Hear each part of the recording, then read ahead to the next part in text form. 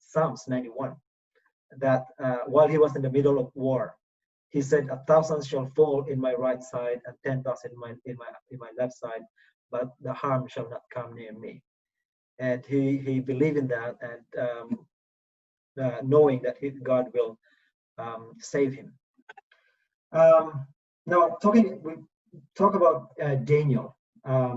We learned that Daniel foretold the prophecy. It was not from him alone, but he was given the prophecy by someone more powerful than anyone, and we will learn more of this.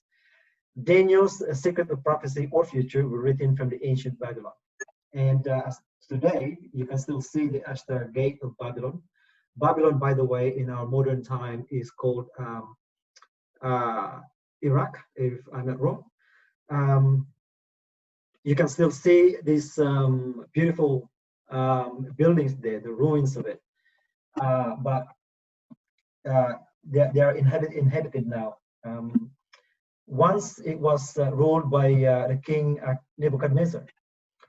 Nebuchadnezzar, during his campaign, he was particularly interested to conquer Jerusalem, even though it was not directly. But he was interested in Jerusalem simply because Jerusalem was a rich nation, and there are a lot of good things that they can get from that. We learned that from the Bible, and one of those during their conquest, they destroyed Jerusalem.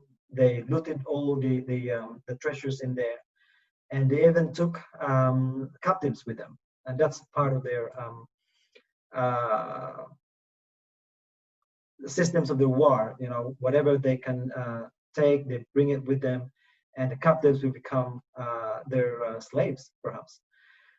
And one of those was Daniel, and a few others. Of course, there are some friends of Daniel, and perhaps some of the relatives came along as one of the captives.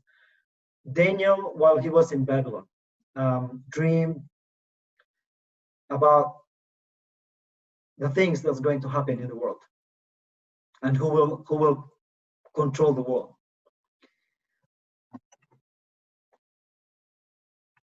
This will be revealed to us. A lot of us are actually questioning, like I said earlier, that a lot of people are asking now, who would be the control? Would that be a person? Would that be a religious group or a nation, perhaps? Even some people mention about certain nations that are actually of great power.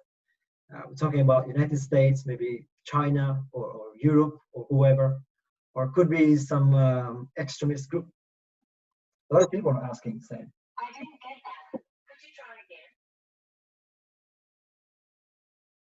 again?" Sorry about that. So with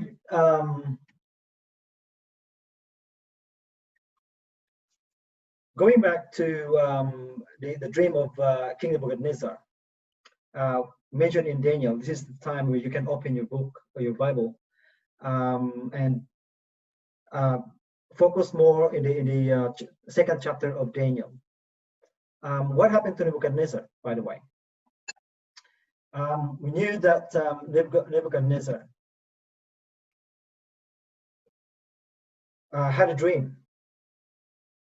The only problem was he didn't know what his dream was.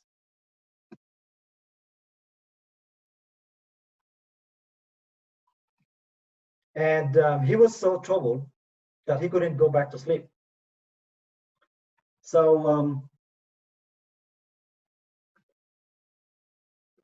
he thought and nothing happened. Nothing brings back to his memory. So he, of course, as a troubled person, he consulted. He called up for his officials. They call them wise men, who could help him bring back his memory and tell him about his dream.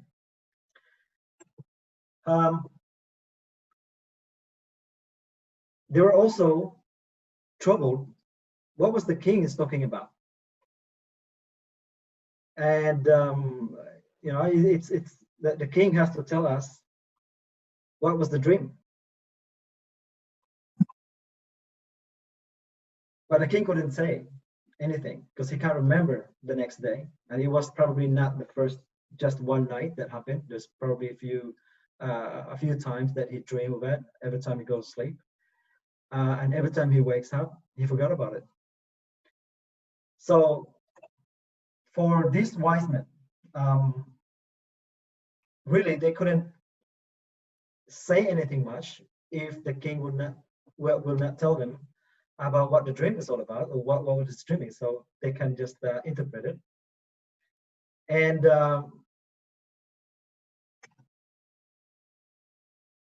they realized that, discussing among themselves, they realized that nobody can tell what the dream was unless, or how to interpret that dream, unless the king will tell us. So they've been talking among themselves, and they can give it a try, but they also have to be careful what to say to the king. Otherwise, it would cost them their lives. So finally, they come up with a solution that, okay, king,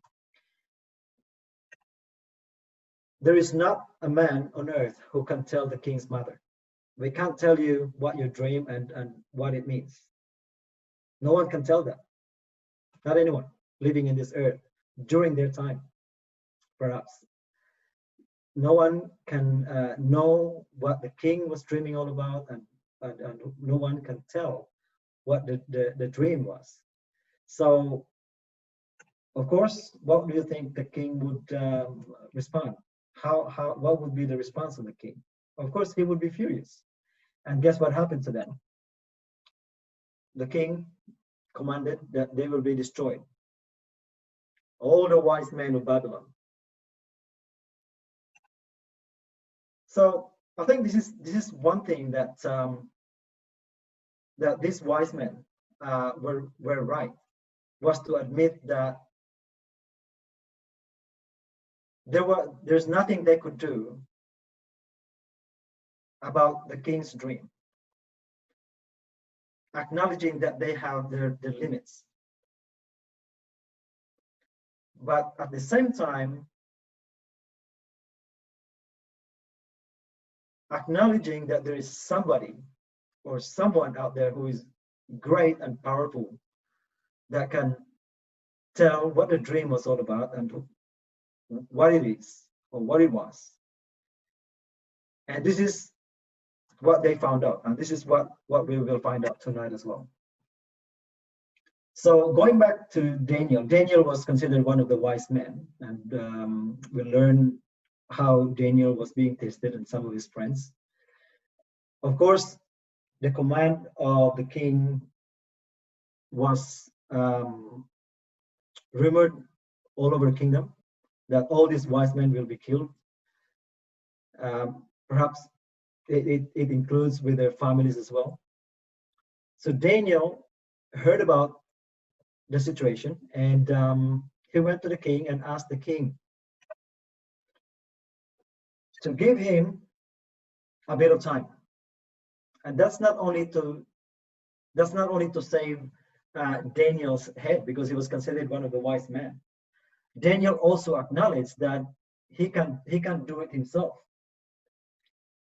So he just gave him time to save time, so they won't be killed, and then he will come back and tell the king about the dream and its interpretation.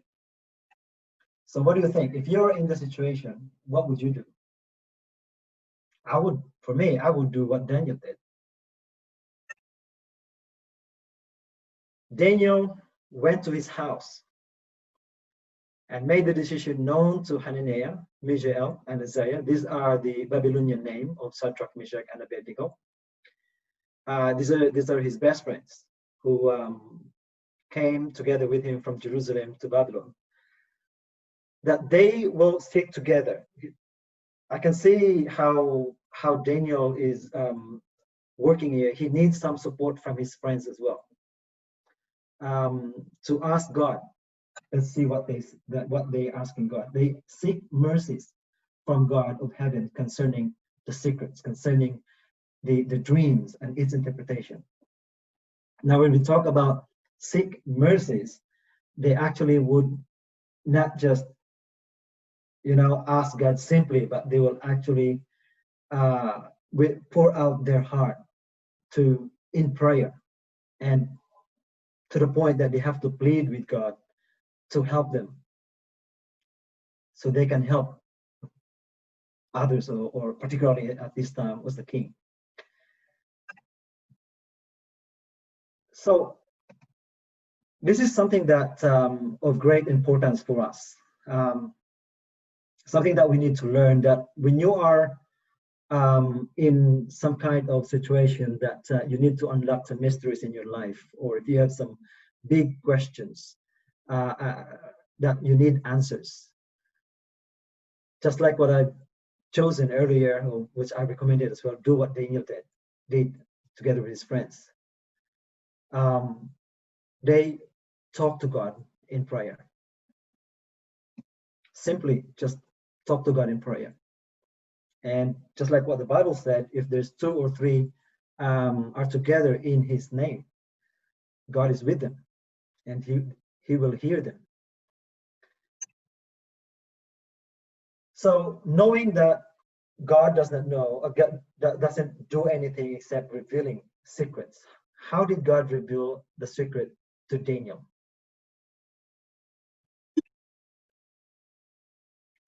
We will learn that the secret was revealed to Daniel in a night vision. And this is not just a like night vision that we kind of understand in our world today. For me, what I can imagine is this is some kind of a 3D, perhaps a 4D night vision that Daniel can actually saw what was shown to King Nebuchadnezzar in his dream. And it was not only just the figure there were also some graphics or interpretation of what this figure was all about. Let's learn about what did Daniel say about God of heaven. After seeing that vision, Daniel said he changes the times and the seasons, and he removes kings and sets up kings. He gives wisdom to the wise and knowledge to those who have understanding. Just amazing how Daniel described about God, who he was. He's acknowledging, this is the kind of God I knew. The God who reveals deep and secret things. He knows what is in the darkness, and light dwells with him. So in saying that, he's actually introducing his God to this king who probably knew about God but doesn't want have nothing to do with a personal relationship with.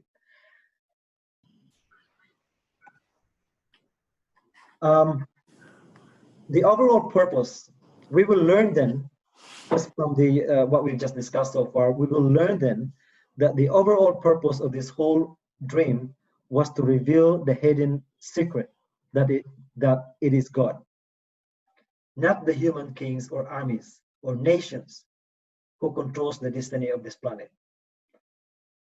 During Daniel's time, God introduced to Daniel that, Daniel, you will be instrumental to tell the world that anything and everything will happen, but it is God, it is me who will control it. And this is why it's very important to learn in this episode. God controls the destiny of this planet. it seems like so bad. The way we look at it now, it seems like, it's out of control, but God is still there. So what did Daniel say to the king about his dream? So this is the time now that Daniel has to go and present to the king. And he said, you, O king, were watching, and behold, a great what? Image. Now, the moment Daniel mentioned about image, and it was not just a simple image, like I mentioned earlier, this was great image. The king immediately remembers. And he says, I can imagine he probably jumped out of his chair, of his throne, and said, yes, Daniel, that's it. That's it. You've got it. Tell me more. Tell me more. So Daniel goes on to say that this is a great image with a lot of interesting parts of it. And he mentioned about the head of gold, mentioned about chest and arms of silver. He mentioned about the belly and the thighs of bronze, legs of iron, feet partly of iron and partly of clay. But not only the image he saw, and he told the king, there was also another element, which is made of stone, coming out from heaven, and went straight into where? It struck the image on its feet of iron and clay. Now, all of these elements here, as you can see, we will focus more of them in a few minutes, are very important into our understanding today, particularly iron and clay. And that stone was cut out without hands, coming from heaven, struck into the feet of the image, mix of iron and clay, and broke them in pieces. And look what's going to happen to it. And the stone that struck the image became a great mountain and filled the whole earth. Now, we learned from the first presentation that there's a lot of meaning in the Bible. When we talk about mountain, it talks about a nation or a kingdom. Just keep that in mind. We'll talk more about that later on. Now, let's just focus on each part very briefly. So, the head of gold. Who is this head of gold, by the way? Daniel mentioned about you. This is about King Nebuchadnezzar and his kingdom. You are this head of gold. What do you think King Nebuchadnezzar would feel? Gold during that time was one of the metals that is very precious to them. And we can still see in that country, even today, that almost everything is made of gold. And that's why they are one of the richest nations in our time today. Looking at the image with its interpretation, we can see in this image now that the head of gold represents the Babylon, which is where King Nebuchadnezzar reigned. And the Babylon was a golden city, which means that it appeared that it has a golden future as well. And it has been prophesied, unfortunately, they must be the richest nation at that time. Prophet Isaiah prophesied that one day they will ruin, they will be overcome by another nation. And Prophet Isaiah mentioned that they will be like Sodom and Gomorrah. God will overthrow them. And we will learn, if we read through the Bible, about what happened to Babylon. There are the ruins, and it will never become inhabited, even today. It's only probably just the animals living there. Not even any travelers who will pitch their tents there. They was just left in ruins, and nobody will build them anymore.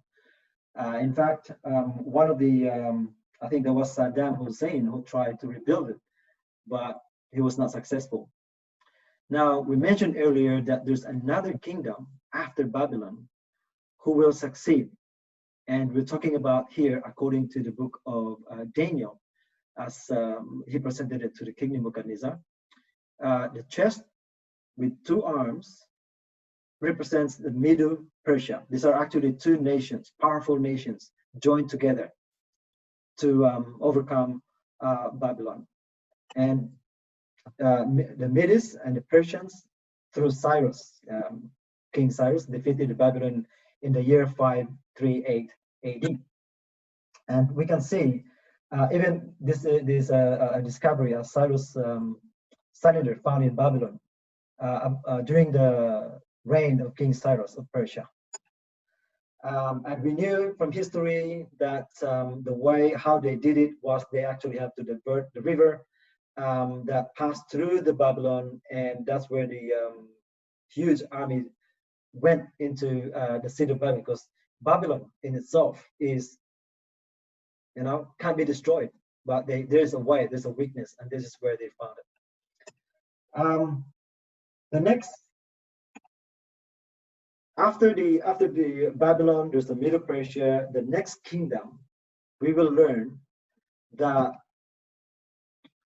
this next metal is called bronze, which is the third kingdom,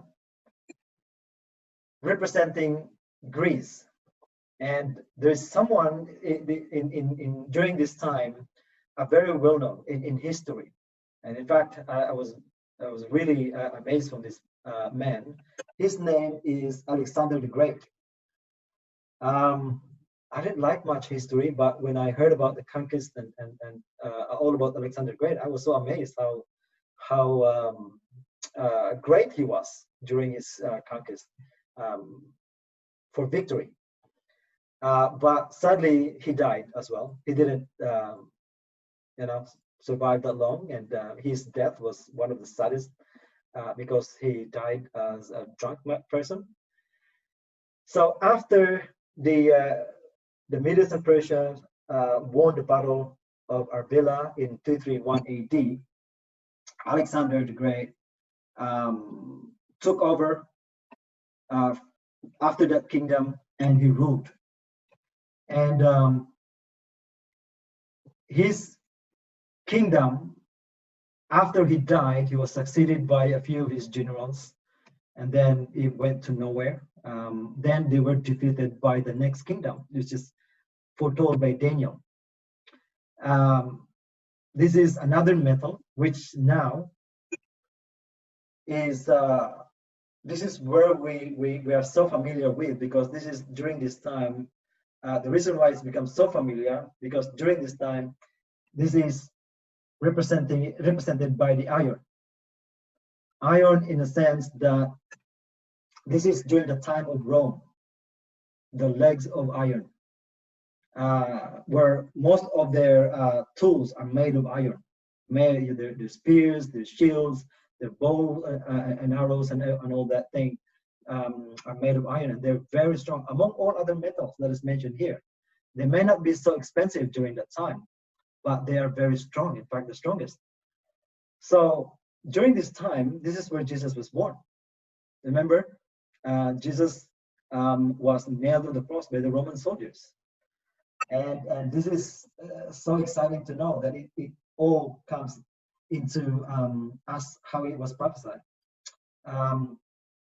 During the iron monarchy of the Rome broke the Greeks, so the Rome did not last long either.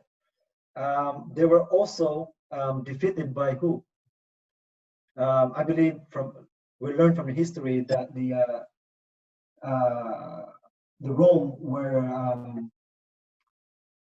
conquered by the barbarians, and a lot of things happened in between. And looking back from that perspective, where they were once so strong, they were succeeded by another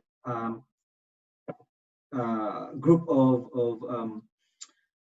conquerors, and this time they break up. Now, this is where we comes in. This is where things happen now. This is where we are now, I believe.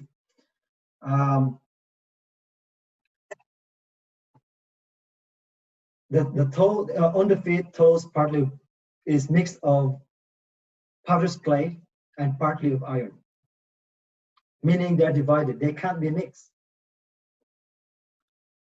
So there's some part that is small, there's some part that is fragile because of the clay. Clay would not stand very strong, and we learn from that in school. Our buildings today are made of that, so that's why they don't stand tall, they don't stand strong, and they don't last forever. So we are in this prophecy now. We are in this last part of this image. We are in that feet mixed with iron and clay. These are the divided nations, and we will learn more about this. Looking at in history, they come with different old names. France, which is France, the Alemanni or the Burgundies, which were like, I think the Alemanni was Germans. We will learn more about that. In 476 AD, barbarian tribes had conquered Rome, so they were defeated by the barbarians. And the 10 of these tribes eventually became the modern Europe. And like what I cited earlier, the Anglo-Saxons become England, the Lombards became the Italians, the Franks became the nations of France, and the Alemanni, I think they're Germans. It is amazing just how accurately this prophecy has been fulfilled. And a lot of these divided nations have done what they could to become united. They intermarriage, but they will never become united. The more they try to do that, the more they become divided. They will not adhere to each other. Like what we knew, this is what we've heard from those kings and queens in Europe. They intermarriage to keep their legacy, to keep their wealth, to keep their. But the more they do that, the more they become so divided to each other, just like the iron and clay. But not only that, we have Charlemagne, Charles V, Louis the 15th, Napoleon, Kaiser Wilhelm, and Hitler, we mentioned earlier. They did according to their power to reunite. Even Kaiser Wilhelm himself said that Daniel's prophecy does not fit into my plans. I can't accept that. Where Charlemagne and others have failed, I will succeed. This is according to Kaiser. Metz Cathedral, I think this is, you can still see this in Europe. He even changed the head of Daniel in that statue there to his sculptured head. He had a statue of Daniel, the prophet, and removed that head and replaced that with his. It's amazing because he could not accept what Daniel had said in the Bible. We mentioned about Hitler. He said, with an army of 5 million, Hitler promised to do what Kaiser couldn't. He promised to unite Europe and build an empire that would last for 1,000 years. Was it successful? What did Daniel say? They will not adhere to one another.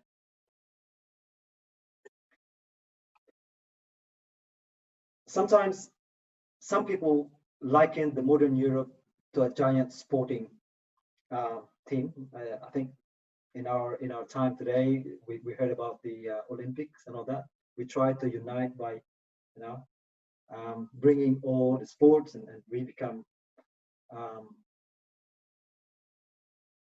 one to each other, but it never happened.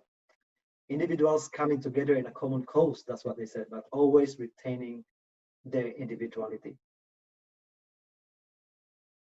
Competition was the result. So who will set up the final kingdom? We're talking about that stone who was made out of, came out from nowhere. The stone was carved not by a human hand. Who is this, and what is this? So it says that in the days of these kings, the God of heaven will set up a kingdom which shall never be destroyed. And that rock was Christ.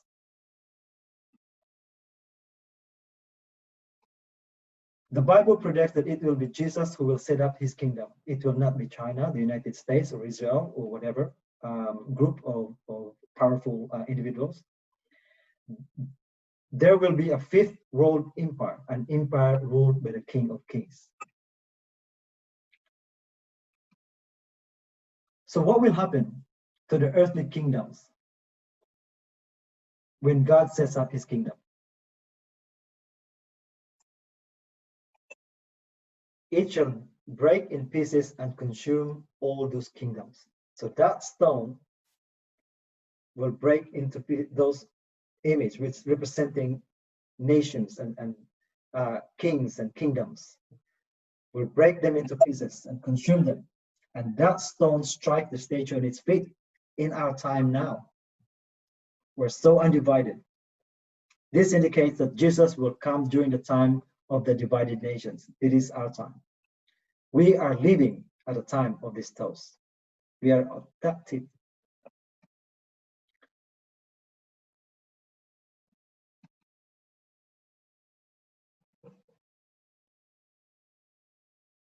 It's amazing how perfectly the prophecy was fulfilled according to the perfect timing of God. So what did Nebuchadnezzar say about Daniel's God when he realized that Daniel could reveal the meaning of his dream?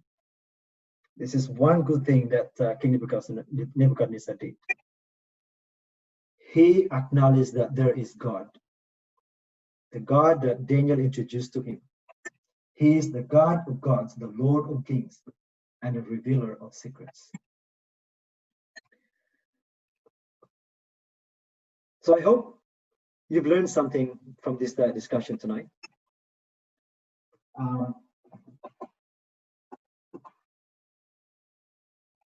There's just 3 key points that we need to remember. God has ultimate control over the world. We are living in the last days of Earth's history. And the last would be God's kingdom will last forever.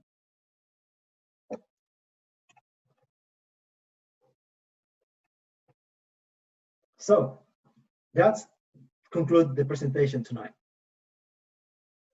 Okay, so I hope you have all your response to this presentation, whatever it may be. After seeing all these things, like what we've just discussed, God is in control, and He has great plans for all of us. And all we have to do is what? Let Him lead the way. And that concludes our presentation tonight. Thank you, everyone. And just before we go, I might just have to close this with a prayer. Let's just bow our heads. Father in heaven, thank you, Lord, once again for hearing and answering our prayers. Thank you for the time that you've given us to learn more about your plans for us, and giving us the reassurance and the promises that we claim it tonight, Lord, that you are our God, our creator, our provider, and in control of our lives. And help us to trust in you more. We ask this in Jesus' name we pray. Amen.